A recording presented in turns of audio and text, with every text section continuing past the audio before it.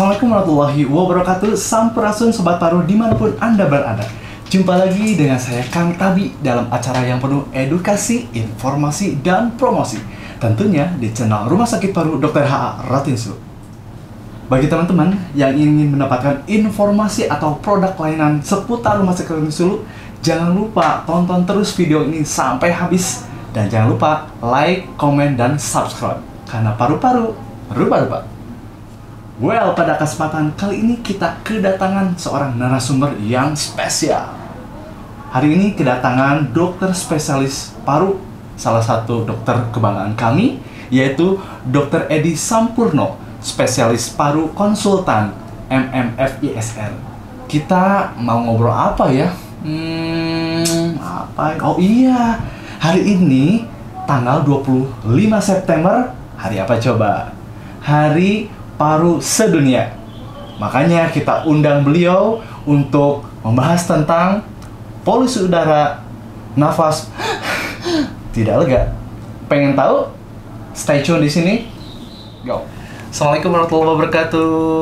Waalaikumsalam warahmatullahi wabarakatuh. Sampurasun Dr. Edi. Ya. Bagaimana kabarnya hari ini? Baik, ya. Baik. Makasih loh dok telah berkenan hadir di sela-sela kesibukan yang padat ya dok ya. Hari ini telah berkenan hadir di podcast Rumah Sakit Ratinsulu. Saya sudah lama dok pengen podcast dengan dokter. Alhamdulillah sekarang sudah bisa podcast ya. Ya betul. Ya, alhamdulillah. By the way dok, beberapa hari yang lalu dokter ulang tahun ya dok. Iya. Jadi ulang tahun yang ke-62 ya. Allah. Dan alhamdulillah sudah di Bandung ini dibalik dari 62 menjadi 26 tahun sudah di Bandung. Iya. Kami ucapkan selamat ulang tahun ya dok ya. Mudah-mudahan selalu diberikan kesehatan, panjang umur, kesuksesan, dan keberkahan ya dok ya. Amin ya robbal alamin. Oh ya Sobat Paru, Dr. Edi adalah salah satu dokter spesialis kebanggaan di Rumah Sakit Ratinsulu. Kemudian kiprah dan karir beliau di rumah sakit sangat baik, dan karir beliau pernah menjadi direktur utama di Rumah Sakit Paru Dr. H.A. Ratinsulu. Betul seperti itu ya dok ya? Alhamdulillah dapat amanah dari pemerintah. Dalam hal ini adalah Kementerian Kesehatan. Baik. Alhamdulillah, itu prestasi yang luar biasa, dan saya jujur dok mengidolakan dokter. Dokter itu sangat disiplin, kemudian sistematis, dan itu berwibawa banget buat saya. Dok, hari ini kita akan ngobrol dok, santai terkait polusi udara dok. Mengingat bahwa hari ini adalah bertepatan yaitu dengan Hari Paru Sedunia tanggal 25 September 2023. Ini untuk polusi udara itu menjadi isu terkini dok, dari regional Jawa Barat ya, dari Bandung, dan menjadi isu nasional juga yang menjadi perbincangan di berbagai media dok. Tema kali ini adalah polusi udara, nafas tidak lega. Oke. Baik dok, saya pengen bertanya dok, sebenarnya betul di Bandung itu ada terpapar polusi udara atau seperti apa dok? Ya, terima kasih. Ini pertanyaan yang sangat bagus sekali untuk kita semua, terutama untuk Sobat Paru ya, dimanapun Anda berada, baik di Jakarta, Bandung, atau seluruh Indonesia. Karena masalah polusi udara ini memang masalah kita bersama ya. Dimulai kalau kita lihat polusi udara ya di Jakarta sedang tidak baik-baik saja ya. Jadi kalau kita lihat indeks kualitas udaranya itu tidak sehat ya. Jadi bisa di atas 150. Bagaimana dengan di Bandung? Ya di Bandung beberapa hari yang lalu kualitas udaranya juga tidak baik ya. Tapi kalau saya lihat tadi pagi ya sekitar jam 7 itu sedang. Tapi ini pun rasanya juga kurang bagus bagi penderita-penderita ya, terutama penderita saluran nafas ya, misalnya asma bronkial, penyakit paru obstruktif kronis ya, itu kurang baik ya. Jadi kita bisa lihat nantinya indeks kualitas udara di sekitar kita, ataupun kalau kita bepergian bisa melihat daerah lain apakah kualitas udaranya bagus atau tidak. Baik, baik. Jadi hari ini di Bandung untuk kualitas udaranya sedang ya dok ya. Mudah-mudahan hari esok dan kedepannya bisa lebih baik. Dan dok, ini saya pengen tanya dok, untuk kaitannya polusi udara tadi, jelas ya apabila kualitas udaranya jelek berpengaruh sekali terhadap pernapasan kita ya dok ya? Iya, betul. Kemudian sebenarnya apa sih dok kekhawatiran atau bahan apa sih yang menjadi kekhawatiran bisa mengakibatkan penyakit dok? Ya, kalau kita lihat ya bahan-bahan yang tidak baik ya dari polusi udara, misalnya karbon monoksida ya, nitrogen oksida ya, kemudian juga sulfur dioksida dan lain-lain ya. Ini akan berdampak pada saluran nafas kita ya. Tidak hanya saluran nafas sebenarnya. Ada yang akut ya, ada yang kronik ya. Akut itu langsung ya. Kalau kita kena polusi udara ya, misalnya terjadi iritasi ya pada mukosa, misalnya pada mata jadi merah berair ya, kemudian kita bisa bersin-bersin ya, kemudian juga beringus ya, itu yang akut ya. Kemudian juga dapat menyebabkan infeksi saluran pernafasan ya. Kemudian juga pada pasien-pasien menderita asma dan penyakit paru obstruktif kronik bisa terjadi eksaserbasi. Eksaserbasi itu adalah gejalanya makin memberat dibanding biasanya ya. Itu yang akut ya. Yang kronik ya, yang kalau kita menghirup udara yang mengandung polusi yang sangat tinggi, maka juga akan berdampak ya pada pasien-pasien terutama ya yang mengidap penyakit paru obstruktif kronik ya. Yang normal pun kalau kita menghirup polusi udara ya, baik asap rokok itu termasuk polusan ya.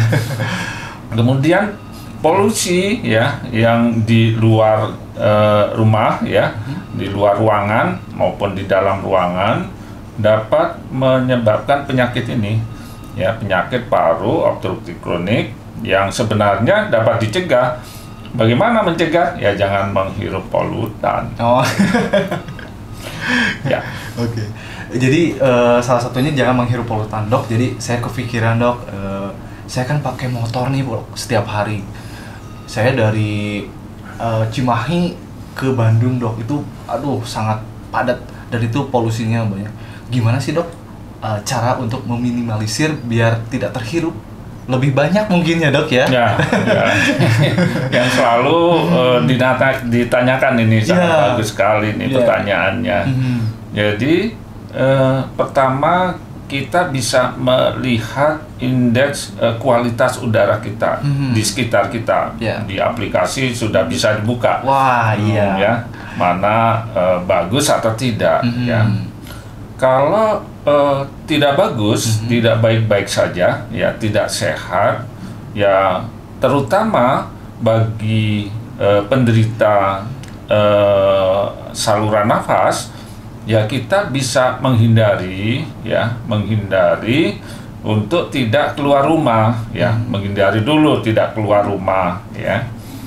Tetapi kalau kita memang harus keharusan untuk bekerja, harus keluar rumah ya, itu bisa diminimalkan ya dengan menggunakan masker ya, baik masker N95 ya itu bisa menfiltrasi partikelnya sampai 95%. Kalau masker bedah itu juga masih cukup efektif ya, masih bisa menyaring bahan di atas 50% ya.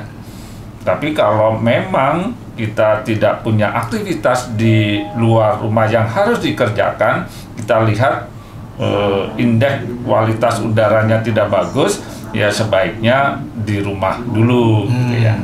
Ya. Oke. Jadi betul ya teman-teman ya Sobat Paru, banyak sih dok ya bahwa ini karena kan kita sudah tidak pandemi lagi nih, ngapain pakai masker, naik motor juga gak usah lah nggak pakai masker. Tapi melihat dari isu sekarang ya karena polusi udaranya itu berubah-ubah terus, jadi teman-teman di yang Sobat Paru juga pakai masker ya. Kalau saya dok pakai masker selain menghindari polusi, kemudian buat kesehatan dan menghindari jerawat juga dok. Ya, bagus ya. Yeah. Kan tadi kita sampaikan bahwa polutan ini bisa menyebabkan eksaserbasi ya, baik pada asma maupun penyakit paru obstruktif kronik ya. Salah satunya adalah polusi udara. Di samping banyak juga penyebab-penyebab yang lain daripada eksaserbasi dari asma bronkial dan PPOK ini. Ya, dok, sering kali nih ketika seseorang nggak pakai masker, kemudian ya sudah waktunya ada gejala nih tentang pernapasan dok, nggak dirasa dok, padahal itu gejalanya ada seperti batuk-batuk, sudah tadi meler ya dok ya gitunya, itu tidak dirasa, udah ini mungkin flu biasa dok. Nah ketika Sobat Paru terkena tersebut dok ya, apa yang harus dilakukan dok? Ya, kita coba ini banyak sekali pasien-pasien saluran nafas ya atau dan pasien paru, antara gejala subjektif dan objektifnya kadang-kadang berbeda ya. Banyak orang yang datang ke kita ya, ke dokter, dia bilang baik-baik saja, tidak ada sesak ya. Tetapi begitu kita lihat objektifnya, pemeriksaan spirometri ternyata tidak sesuai ya antara yang subjektif tadi dengan objektif. Mereka tidak merasa baik-baik saja. Setelah dilakukan pemeriksaan spirometri ternyata ada obstruktifnya ya. Demikian juga ada yang merasa sesak, tetapi ternyata setelah diperiksa spirometrinya normal juga. Jadi ada tidak match ya antara subjektif dan objektifnya. Oleh karena itu bagi penderita ya yang batuk, sesak dan sebagainya, ini harus diperiksa ya, periksa baik melalui pusat kesehatan masyarakat ya, puskesmas. Nanti kalau dari puskesmas merasa perlu dirujuk ke rumah sakit ya, nanti kita bisa periksa hal-hal yang mendukung, penunjang ya, baik pemeriksaan laboratorium, pemeriksaan ronsen, pemeriksaan tadi spirometri dan lain-lain untuk ditentukan apakah ada penyakit saluran nafas atau paru atau tidak. Oh baik, dok. Tadi disarankan langsung ke Fasiankes ya dok ya, fasilitas kesehatan. Kalau nih langsung ke rumah sakit Rotinsulu yang notabene rumah sakit paru-paru, boleh nggak dok? Nah, ya kalau pasien umum ya boleh-boleh saja. Boleh aja.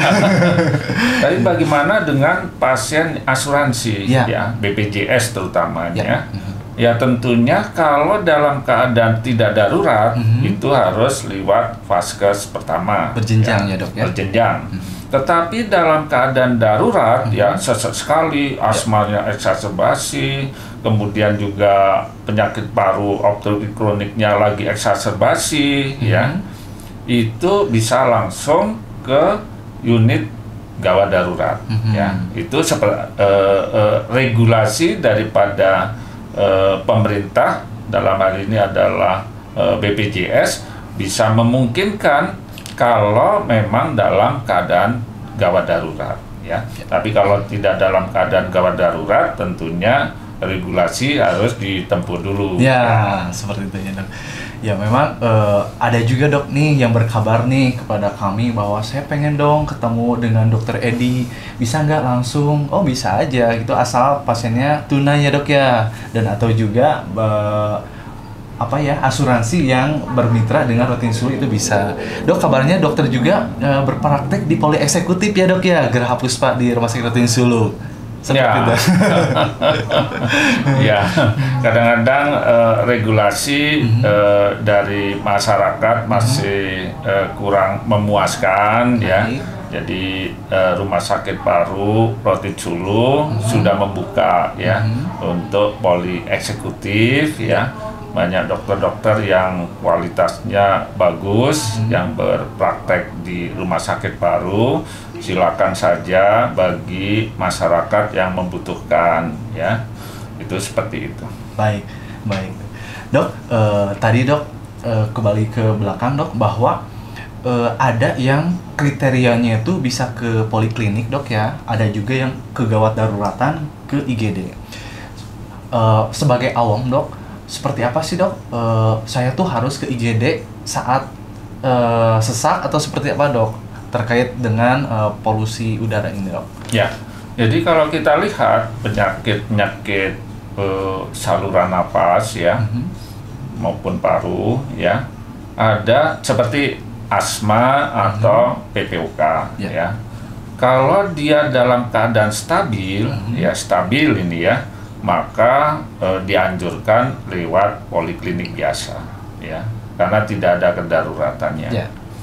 Tetapi pada penyakit-penyakit asma PPOK yang mengalami eksaserbasi, ya, ada sesak sekali, kemudian batuknya juga dengan dahak yang banyak, kemudian juga ada suara menging, ya, malah kadang-kadang terdengar meskipun tidak pakai stetoskop, ya, itu dimungkinkan untuk langsung ke gawat darurat, karena kita harus mengatasi kegawat daruratan tersebut. Kalau kita tidak atasi dengan secepatnya, tentu akan menyebabkan hal-hal yang tidak diinginkan, ya, tambah fatal, ya. Jadi pada pasien-pasien asma PPOK yang mengalami eksaserbasi harus kita tangani dulu, ya. Nah, nanti bisa dilihat apakah setelah di gawat darurat itu dipulangkan, ya, bisa bagus dipulangkan, kontrol ke poliklinik, atau dia bisa dirawat, ya, tapi rawat biasa, ruang biasa, ya. Ada perbaikan tapi belum boleh pulang, ya dirawat ruang biasa.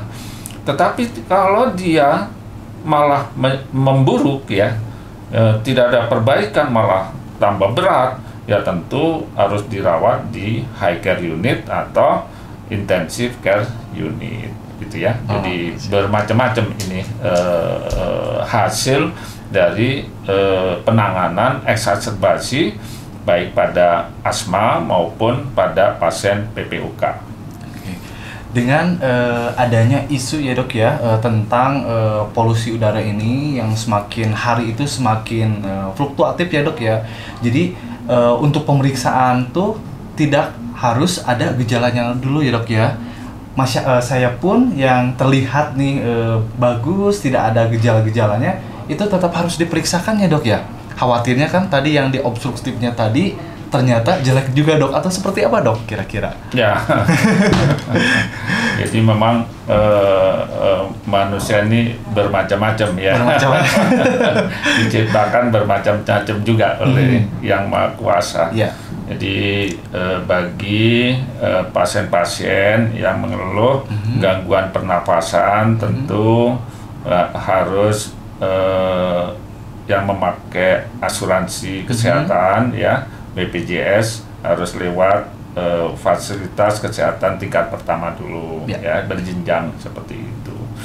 Jadi nanti dicek apakah ada kelainan atau tidak. Kalau ada kelainan, kemudian ternyata tidak bisa ditangani di vaskes yang pertama, tentu akan naik ke yang kedua maupun yang ketiga, ya. Dengan demikian, maka kita bisa melakukan deteksi dini, ya. Deteksi dini pada penyakit paru obstruktif kronik. Karena apa? Ya, pasien-pasien selalu menghirup polusi udara, apalagi kalau dia merokok, ya, atau bekerja di pabrik-pabrik yang mengeluarkan polusi udara, ya. Itu juga kita harus melakukan deteksi dini apakah dia mengidap penyakit saluran nafas atau tidak. Dok, ini mohon maaf mungkin ada kaitannya atau tidak nih, saya sebagai awam dok ya. Kalau penyakit asma itu ditimbulkan dari polusi atau seperti apa dok? Karena kan berulang terus ya dok ya. Gimana dok? Ya, jadi kalau kita lihat penyakit asma ini adalah penyakit inflamasi kronik. Jadi di saluran nafas kita ada yang dinamakan dengan keradangan yang kronik, ya. Dengan demikian, kalau ada rangsangan sedikit saja pada pasien-pasien yang mempunyai saluran nafasnya inflamasi kronik, maka akan manifest, baik dia batuk, sesak, ya. Tapi kalau dia tidak punya penyakit inflamasi kronis di saluran nafas, ya kadang-kadang baik-baik saja, ya, tidak sensitif terhadap polusi udara. Nah, ini yang harus kita cermati bersama, bahwa pada penyakit inflamasi kronik tentu harus diberikan antiinflamasi, ya, agar supaya inflamasinya menurun. Ya, ini yang harus kita sampaikan kepada masyarakat. Jangan hanya kalau penyakit asma kemudian beli obat-obat di toko obat, ya, dan sebagainya, ya. Dengan demikian nanti inflamasi kroniknya ini akan berlanjut terus. Nah, kalau berlanjut terus, rangsangan sedikit saja dia sudah ada keluhan, baik batuk, sesak, dan lain-lain. Ternyata betul dok, relate ya antara asma itu karena ada seperti tersebut, jadi lebih sensitif ya. Ditambah ketika polusi udaranya itu tinggi, artinya lebih sensitif lagi ya, bagi teman-teman yang memiliki asma. Relate-nya seperti itu dia dok ya. Baik. Dok, nih terakhir, ada yang mau disampaikan kepada sobat paru di luar sana dok, terkait polusi udara dan bagaimana sih cara mensikapi di kehidupan sehari-hari dok? Silakan. Betul, ini juga sangat baik ya. Jadi mari kita bersama-sama untuk yang pertama tidak menimbulkan tambahan polusi udara, ya. Membakar sampah sembarangan, ya. Motor yang knalpotnya banyak. Kemudian yang kedua, bagi penderita saluran nafas, ya, itu bisa lihat D per D, ya, jam per jam, indeks kualitas udara di sekitarnya. Kalau tidak bagus, maka sebaiknya di rumah, ya. Sebaiknya di rumah. Tetapi kalau harus melakukan aktivitas, ya, maka dianjurkan untuk memakai masker. Nah, aktivitas di luar itu seharusnya jangan terlalu lama, ya. Dengan demikian harapannya yang tidak sakit itu menjadi tidak sakit, ya. Kemudian yang sakit ini tidak terjadi eksaserbasi dari penyakitnya. Barangkali itu, terima kasih. Ya, semoga kita sehat semuanya. Iya, Luar biasa sekali ini Dokter Edi tipsnya ya. Jadi teman-teman mudah-mudahan bisa mengikuti saran dari ahlinya dari Dokter Edi ya sebagai spesialis paru. Dokter Edi, terima kasih banyak atas waktunya telah berkenan hadir. Next time kita akan ngobrol-ngobrol lebih banyak dok, karena penyakit paru itu sangat luas sekali dok. Seperti itu. Terima kasih atas kehadirannya. Kami akhiri. Assalamualaikum warahmatullahi wabarakatuh. Bye bye. Wow, luar biasa sekali nih hari ini kita sudah berbincang dengan Dokter Edi yang isinya daging semua ya. Jadi teman-teman sobat paru dimanapun Anda berada, kita sudah mendapatkan ilmu-ilmu tentang seputar polusi udara. Mudah-mudahan teman-teman di sana bisa menerapkan informasi tersebut dan kita bisa tercegah dari polusi udara. Apabila teman-teman merasakan gejala seperti batuk atau bersin, jangan lupa langsung ke Rumah Sakit Rotin Sulu, karena paru-paru rupa-rupa. Wassalamualaikum warahmatullahi wabarakatuh. Bye-bye. Paru Sehat, harapan kami.